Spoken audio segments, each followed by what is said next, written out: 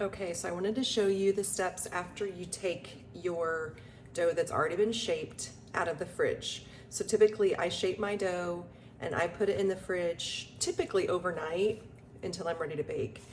When I pull it out, you can do it even an hour after you shape it. I would give it at least an hour or so before you bake it.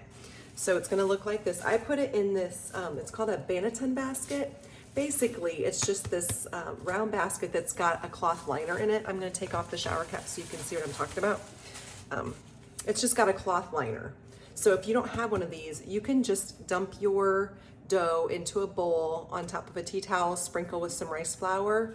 The idea of this is just to help it keep its shape while it's rising in the fridge. It's not mandatory by any means, but this is what I use. Okay, afterwards, I'm gonna show you, you're just gonna dump it onto your parchment paper. And so I'm gonna just put this little camera down so you can see what I'm doing here. Okay, hopefully you can see. Okay, so, okay, I'm just gonna flip her up because this is my not pretty side. I put pretty side down, so this is my ugly side on the top. So when I flip it over, do you see, that's my pretty side.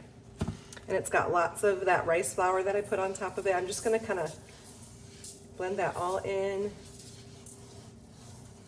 Rice flour is what I use for this step because if you don't want to have gluten sensitivities, you wouldn't want to do wheat flour because it won't have a chance for it to break down that gluten. Okay, this is the step then when you're going to score.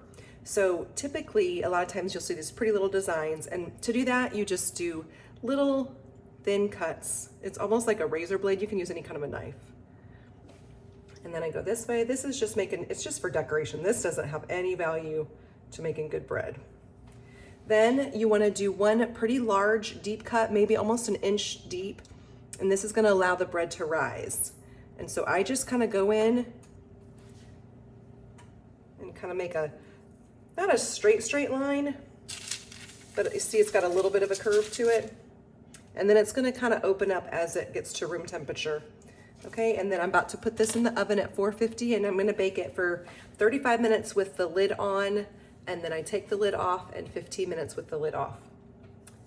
This little gadget is called the Lame, L-A-M-E, if you want to find it on Amazon.